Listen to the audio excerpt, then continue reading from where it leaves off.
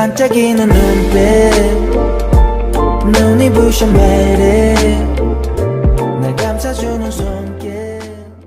A woman was wrongly accused of murder by the very man she once called family. But what he didn't expect was that her quiet revenge would start with a child's forgotten phone. Choi Jae-young sat in the cold visitation room of the detention center. Her anger barely contained, she slammed her hand against the glass. Glaring at Hwang Gi Chan with eyes full of fury, he wasn't just a liar, he was someone who had destroyed her life. She had once accepted him into her family as her daughter's husband, even though she didn't know much about his past. But instead of gratitude, he brought nothing but pain. He made her daughter cry, and now he had framed her for murder. Even sending him to prison didn't feel like enough punishment. But Hwang Gi Chan didn't seem bothered. He smirked, amused by her rage. That's when Jae-young made a silence promise. She would ruin him slowly and painfully, and her chance would come, thanks to a phone accidentally brought home from kindergarten by a little girl named Boram. Meanwhile, another storm was brewing. Kang Sung-woo, a young man trying to change his life and gain recognition from his older sister, suddenly found himself being accused of a crime again.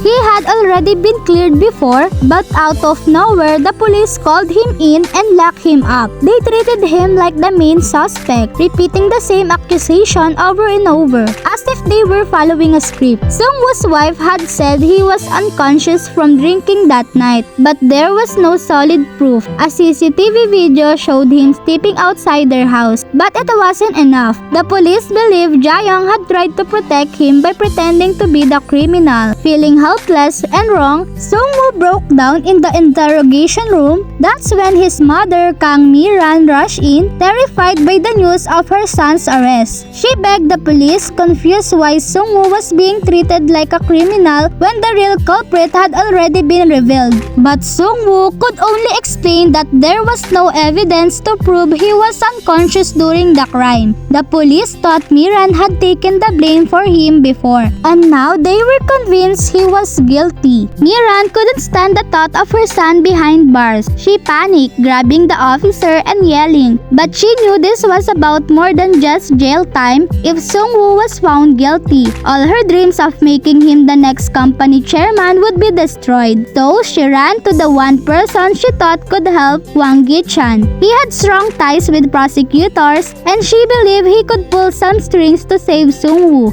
But what she didn't know was that Hwang Gi Chan was the one who had set everything in motion. From the moment he had locked up Kang Jae In, the true heir to the company, he had planned to get rid of Sung-woo too. With Jae In out of the picture, Sung-woo was the next likely heir and a threat. Hwang Gi Chan didn't work his way up just to hand over power to someone born into it. Now that he had secured half of Jae-young's shares in YL Group, he no longer needed Mi-ran. He had the power to rule alone. Mi-ran, unaware of all of this, arrived in his office out of breath, begging him to save her son, but Hwang Gi Chan put on a sad face and told her he couldn't do much anymore. He pretended to care, acting like he believed Sung-woo was innocent and would be released soon. He even looked her in the eye, trying to seem sincere. But Mi-ran, who had known him for years, noticed something strange. His voice, his face, something was off. It felt like he was pretending to be concerned, and it didn't make sense. He had managed to get Jae-young, the actual suspect, released with no trouble, yet claimed he couldn't help Sung-woo because of lack of evidence.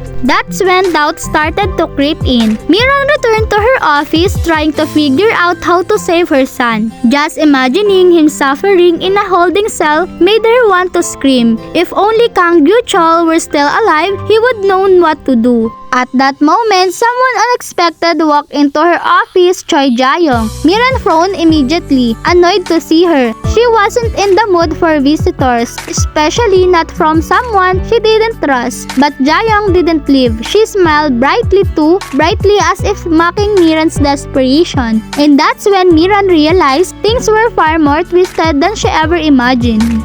'Cause you are beautiful.